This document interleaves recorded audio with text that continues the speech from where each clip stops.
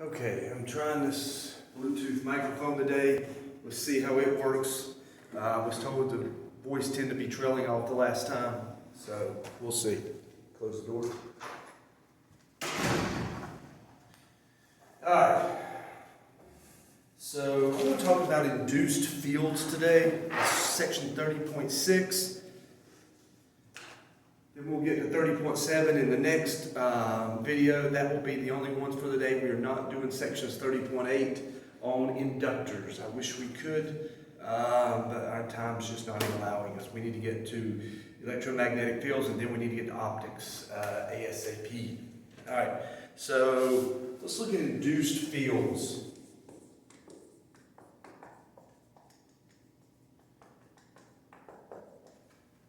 We've been saying a lot of this. It seems like at times we're saying it once, saying it again, saying it a different way. But the concept's difficult, so I want to get in and get that across. What we found, though, and what we should have shown is that there are two, I'll say appears to be, two kinds of electric fields. Of course, one formed from charges and one formed from a changing magnetic field. Of course, Faraday's law says that. You get an electromotive force from that, an EMF. All right? So there tends to be a Coulomb field formed by charges,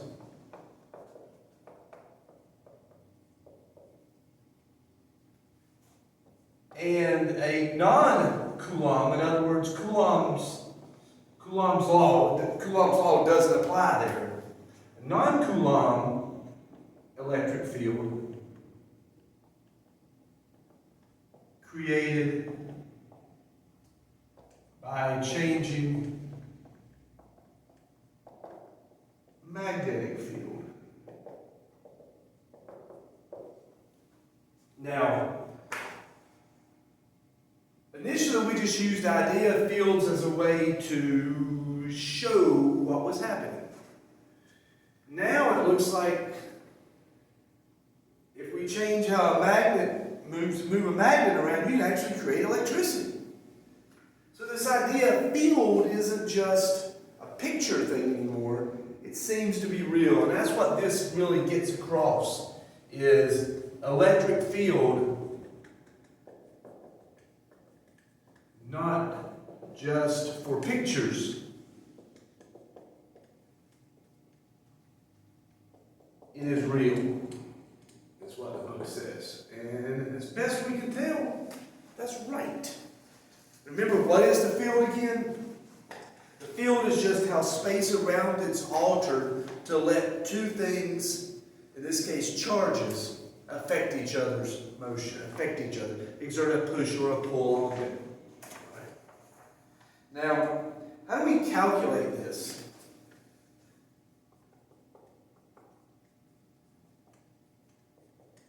This non-Coulomb induced field, we'll say, the induced electric field. Well, the problem is, first of all, it's non-conservative. I'm not going to get into politics here. But isn't by non-conservative? Whoops, sorry about that. I was using printouts today in my book, and I accidentally hit the book. I could edit that out, but I want to make it real, so I'm going to leave it in there. It's non-conservative. What does that mean? That means normally with conservative forces, you can have, if you go up, you go back down, and it's nice and circular. If there's a positive force, positive work done here, not force, but positive work here. If you go back the other way, you do negative work. If you lift something up, I do positive work. If I drop it down, it does negative work. And then it sums back to zero. Ain't no summing back to zero, positive and negative in this, when you move something in a non-conservative field, because the field is just created by the changing magnetic field. It doesn't go back upon itself. So how do we calculate it? Well, we can actually use Faraday's law. Remember Faraday's law said it was an EMF was formed by that change in magnetic field. Sorry, I used the wrong. That's on the back of it. But what we can say is that EMF that's formed, this EMF, which you know is equal to, d phi dt, which is the flux, the change in the flux. And you know, of course, that's equal to the flux's magnitude times n. If we have the area unit normal vector, and we're having this, the flux is b dot dA, and if these are in the same direction there, and we have only the, let's just only have the field change and have to keep the area constant. Let's just do that. So if this is a constant inside that derivative, we can pull that out of the derivative. All right. And we can pull that out of the derivative there. And we're just using magnitudes here. All right. What we can say, this EMF, remember we said what EMF is? It's like a voltage. It's like a voltage. And you remember how, if I'm going to say, like a voltage, I guess Madonna would say something a little different, as best she can at her advanced age. But rather than like a voltage, what we're going to say that this, if you remember, what's the relationship between voltage and, or electric potential and electric fields? Well, if you remember, it was the integral of E dot ds, how far you moved in the field, some length. And we'll use S factor for that. And since these are all equal, I can get rid of this part. And I can just come up here and say that, and what we're going to say here is, and that's all the way around. Since this is going to be all the way around the path. It's a path integral around a closed loop. Remember that means around a closed loop. And what is that closed loop? Of course, that closed loop is the thing that's turning. Remember that loop of wire that's turning, closed loop of the wire. For Faraday's law, we have to have a closed loop of wire that's rotating. So what we're going to say is, we can say then that if we go around that closed loop of wire and do the dot product of that induced electric field that's inside that loop of wire, that's really equal to the area of that loop of wire and the rate of change of the magnetic field in that area. So what is this saying? It's a big equation. And I've got it there with e's and a's and derivatives and integrals and at the same time on mine. What I'm saying here is that a changing magnetic field can be used to calculate an induced electric field. Induced electric fields. We can use changing magnetic fields to get an electric field. Something before that had not been put together. Not been put together like that. And that's pretty cool. We had two things. How do you think charges and magnets are the same? If you say, they're not related, how does charge and magnets relate to each other? We can show that by combining Faraday's law and the relationship between potential, voltage, and electric fields. And that's pretty darn cool. That's pretty cool. And this induced field here, this induced field, of course, what did we say the last time? It tries, we did with eddy currents, it tries to make a current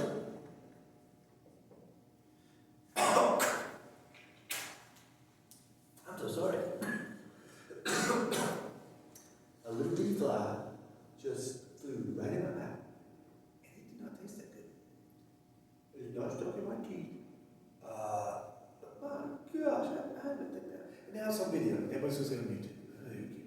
All right. I keep on add a little bit of protein, great quantity, but wrap some dirt on it. Now, by the way, I will not wear a Joe Exotic wig. Probably not wear a Joe Exotic wig during the rest of the lectures. I might, but that'd be funny if I do. All right. It tries to make a current. I can talk like Joe. I may have kin that work for Joe Exotic, knowing my family. Now, it tries to make a current so that, I'll just say, it tries to make a current loop in a material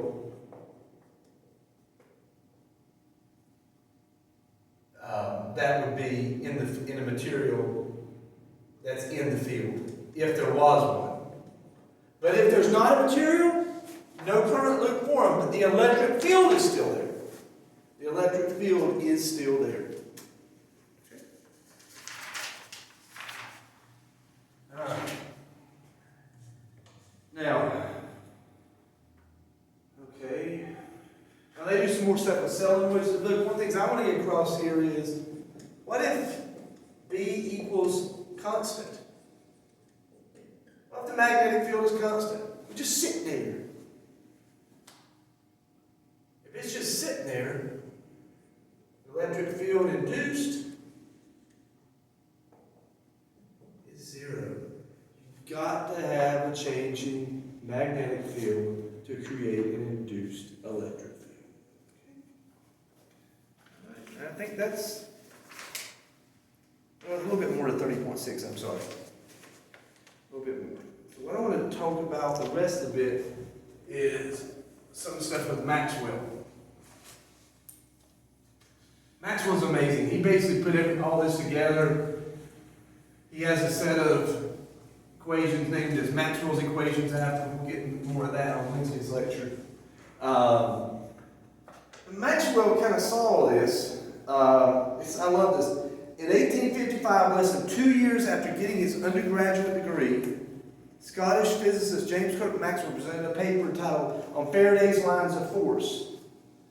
And basically, Maxwell took Faraday's picture ideas and gave them a rigorous mathematical basis. And that was pretty cool. Maxwell started thinking, well, that's nice, but it's not tied to charges at all. That's crazy. And then he started asking questions. Questioning is good. It is good to question people, ideas, concepts. His question was this. Well, what if a changing magnetic field creates, you can show that it creates an electric field.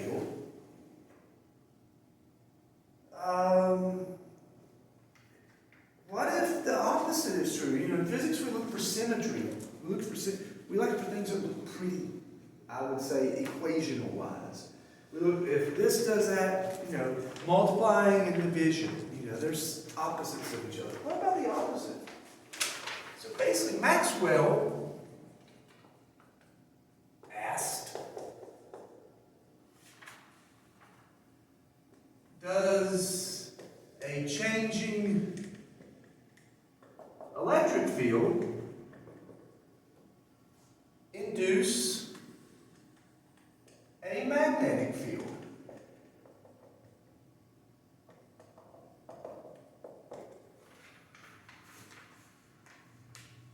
And he really couldn't do an experiment to show it. But he thought, you know, it should happen. It should do that. And the answer is yes, it does. And it took, I think, 25 years to experimentally verify. And what was that experimental verification? Basically, you can say radio to some extent. But what's interesting is this. And now, how would we show this? Well, the book does actually a pretty good.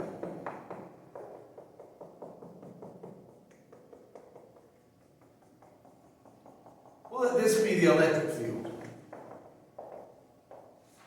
It's the electric field. And we're going to say that electric field, that it's increasing in strength.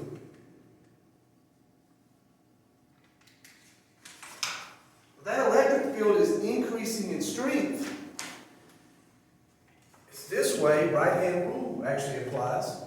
And what it would happen is, this happened to create a magnetic field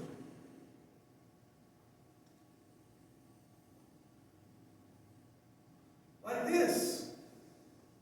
Would be your induced magnetic field. And of course, you'd have basically circles of it. And you'd have an induced magnetic field as long as this is increasing in strength. Now, it starts decreasing, it would flip the other way. But this induced magnetic field comes from a changing electric field. Now, Maxwell wasn't able to experimentally show this, verify it. You know, you can draw pictures, but that's just pictures. You can't, there's no experimental verification. But he thought pretty much that's true. We'll learn next chapter a little bit more on displacement currents and stuff like this. But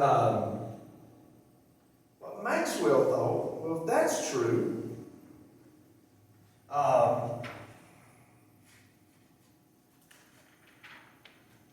do you need charges and current loops to have electric fields and magnetic fields? Do you need them? As long as we got a changing magnetic field, we get an electric field. As long as we got an changing electric field, we got a magnetic field. Do you need charges and current loops? Charges to form electric fields, current loops to form magnetic fields. Do you need them? Well, you thought, well, that's true. What would that mean? Well, if they happen both at the same time, and if they happen to be perpendicular to each other, we'll get more into this later. But if true, they can make a transverse, in other words, up and down wave, not a compression wave, but an up and down like sine wave. And here's the kicker. This was the thing that was the real predictor of the theory that was amazing. And actually, Einstein later used this for his, this was kind of what sent him off into doing general or special theory of relativity initially. This velocity of this wave would be equal to 1 over the square root of epsilon naught mu naught. The permittivity of free space, the permeability of free space. The two little constants that just came out of those proportionality constants. Coulomb's law and the other one we did. For magnetic fields. That was the velocity. And what is this equal to? 3 times 10 to the 8th meters per second. Now, if you know anything about modern physics, or you know anything about light, maybe because you're a bright student. You like that one, Bryson? You like it? Yeah, you did. This is actually the speed of light. And they've been working on getting this speed. And so if that, and they had a decent idea of what the speed of light was. They were real close, but this was ballpark of it. And he basically said this. Maxwell said that light is an electromagnetic wave. If you've got a changing E field, you got change in B field. If the B field changes on its own, you got a changing electric field. And this, as this would move out in space, as it would affect things in space, you would get a wave that would be formed from here to there. Dadgummit, he was right. Now, took a while for this to be shown. Maxwell died at 48. I think they said like 2 years. 2 years before, 9 years before this was experimentally discovered by Heinrich Hertz. 9 years after his death, he was only 48 years old. It's kind of sad. Maxwell was an amazing physicist to see all this and make these logical leaps. Light is electromagnetic wave. And all from seeing, does a changing electric field induce a magnetic field? And yes, it does. Well, by combining that a changing electric field creates a magnetic field, a changing magnetic field creates an electric field. If you put those two concepts together, you can actually show that a wave can be formed that has a velocity equal to light, how fast light travels in free space. So that must therefore mean that light is a combination of electric and magnetic fields, which it is. Which I will tell you means light can be affected by electric fields. Light can be affected by magnetic fields. There's something called the electro-optic effect and the magneto-optic effect. And these are ways to play around with light to make it do things.